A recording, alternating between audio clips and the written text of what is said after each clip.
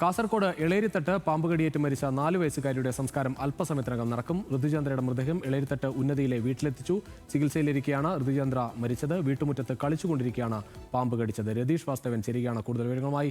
രതീഷ്, ഏറ്റവും സങ്കടം തോന്നുന്നത് ഈ കുഞ്ഞുങ്ങൾ ഇത്തരത്തിൽ പാമ്പുകടി ഏൽക്കുമ്പോഴാണ്. കാരണം ഈ സംഭവിക്കുന്നത് എന്താണ് എന്ന് പോലും മനസ്സിലാകാത്ത പ്രായത്തിൽ ഇത്തരത്തിൽ അപകടം ഉണ്ടാകുന്നു. അത് തുടർച്ചയായി ഉണ്ടാകുന്നത് മാത്രമല്ല, അവരൊക്കെ മരണപ്പെടുന്ന കാഴ്ച അത് ഏറെ സങ്കടകരമാണ്.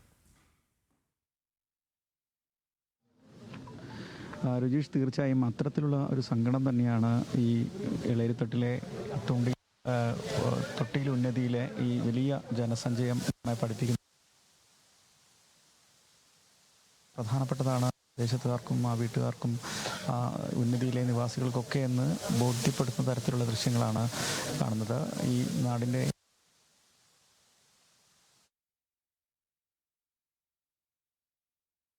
എന്തായാലും കാസർഗോഡ് എളേരിത്തട്ടാണ് ഈ പാമ്പ് കടിയേറ്റ് ഋതുചന്ദ്ര ചികിത്സയിലായിരുന്നത്. അതിനുശേഷം മരണപ്പെട്ട ഋതുചന്ദ്രയുടെ സംസ്കാരം ഇന്ന് അല്പസമയത്തിനകം നടക്കുകയാണ്.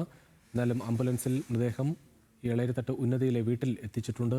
ഒരുപാട് ആളുകളാണ് ഇപ്പോൾ ആ കുട്ടിയെ അവസാനമായി ഒരു നോക്ക് കാണാൻ അവിടെ എത്തിയിരിക്കുന്നത്. 4 വയസ്സുകാരിയാണ്. വലിയ ഒരു ദുഃഖമാണ് ആ കുടുംബത്തിന് ഉണ്ടായത്. കാരണം ഈ കുട്ടിയുടെ കാര്യത്തിൽ തന്നെ 4 വയസ്സുള്ള കുട്ടിക്ക് എന്താണ് സംഭവിക്കുന്നത് എന്ന് പോലും തിരിച്ചറിയാനുള്ള ഒരു പ്രായമല്ല. ആ കുഞ്ഞിനെയാണ് ഇത്തരത്തിൽ കളിച്ചുകൊണ്ടിരിക്കെ പാമ്പ് കടിയേറ്റത്. വലിയ രീതിയിൽ ചികിത്സയൊക്കെ നടത്താനുള്ള ശ്രമം നടത്തിയെങ്കിൽ കൂടി ജീവൻ രക്ഷിക്കാനായില്ല.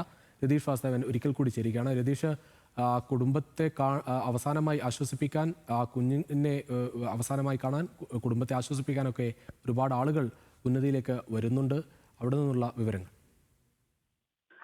രജീഷ്, തീർച്ചയായും നേരത്തെ പറഞ്ഞ പോലെ തന്നെ നിരവധി ഒരു നാട് മുഴുവനുമാണ് ഇപ്പോൾ ഈ ഉന്നതിയുടെ തൊട്ടിൽ ഉന്നതിയിലേക്ക് എത്തിയിട്ടുള്ളത്. അജിത ശരത് ദമ്പതികളുടെ മകളായ ഋതുനന്ദ 4.5 വയസ്സുകാരി, വളരെ ദുഃഖകരമായ വേർപാട്. ആ വേർപാട് അവസാന നിമിഷം ആ കുട്ടിയെ കാണാൻ വേണ്ടി തന്നെയാണ് ഇത്രയും ആളുകൾ ഈ ഉന്നതിയിലേക്ക് എത്തിയിട്ടുള്ളത്. നമുക്കറിയാം, തിങ്കളാഴ്ച 12 മണിയോടെയാണ് ഋതുനന്ദയ്ക്ക് വീട്ടുമുറ്റത്ത് കളിച്ചുകൊണ്ടിരിക്കുന്നതിനിടയിൽ മൂർഖൻ പാമ്പിന്റെ കടിയേൽക്കുന്നത്. അപ്പോൾ തന്നെ വീട്ടുകാരും പരിസരവാസികളും ഉടൻ തന്നെ തൊട്ടടുത്ത നർക്കിലക്കാട് ഹെൽത്ത് സെന്ററിൽ എത്തിച്ചു, PHCയിൽ എത്തിച്ചു. അവിടെ നിന്ന് പ്രാഥമിക ചികിത്സയ്ക്ക് ശേഷം ഡോക്ടറും നഴ്സും ഉൾപ്പെടെ ആംബുലൻസിൽ പയ്യന്നൂരിലേക്ക് പോയി. പയ്യന്നൂരിൽ നിന്ന് ആന്റിവെനം നൽകി. അതിനുശേഷമാണ് പരിയാരം മെഡിക്കൽ കോളേജിലേക്ക് കൊണ്ടുപോയത്. എന്തായാലും ആശങ്കപ്പെടുത്തുന്ന ആരോഗ്യനില ഋതുനന്ദയ്ക്ക് ഉണ്ടായിരുന്നു എന്ന് ആദ്യഘട്ടത്തിൽ പറഞ്ഞിരുന്നെങ്കിലും അതൊക്കെ മറികടന്ന് പുതിയ ജീവിതത്തിലേക്ക് ഋതുനന്ദ തിരിച്ചു വരും എന്ന് തന്നെയാണ് എല്ലാവരും കരുതിയിരുന്നത്. പക്ഷേ ആ പ്രാർത്ഥനകളൊക്കെ തന്നെ വിഫലമായി. ആ കാത്തിരിപ്പൊക്കെ വിഫലമാവുന്ന തരത്തിലാണ് കഴിഞ്ഞ ദിവസം ഋതുനന്ദ മരണപ്പെട്ടത്. എന്തായാലും ഇന്ന് രാവിലെ പോസ്റ്റ്മോർട്ടത്തിന് ശേഷമാണ് കണ്ണൂർ പരിയാരത്ത് നിന്ന് ഇപ്പോൾ ഭൗതിക ശരീരം ഈ തൊട്ടിൽ ഉന്നതിയിലേക്ക് എത്തിയിട്ടുള്ളത്. വീട്ടിലേക്ക് എത്തി ഇനി മറ്റ് അവരുടെ സംസ്കാരവുമായി ബന്ധപ്പെട്ട ചടങ്ങുകൾക്ക് ശേഷം 2 മണിയോടെ വീട്ടുവളപ്പിൽ സംസ്കരിക്കാനാണ് ഇപ്പോൾ തീരുമാനിച്ചിട്ടുള്ളത്.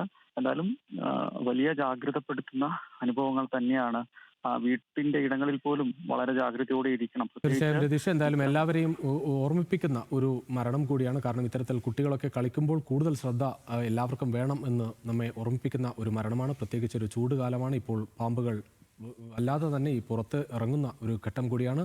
എന്തായാലും 4 വയസ്സുകാരിയാണ് ഇത്തരത്തിൽ പാമ്പ് കടിയേറ്റ് മരിക്കുന്നത്. ഇന്ന്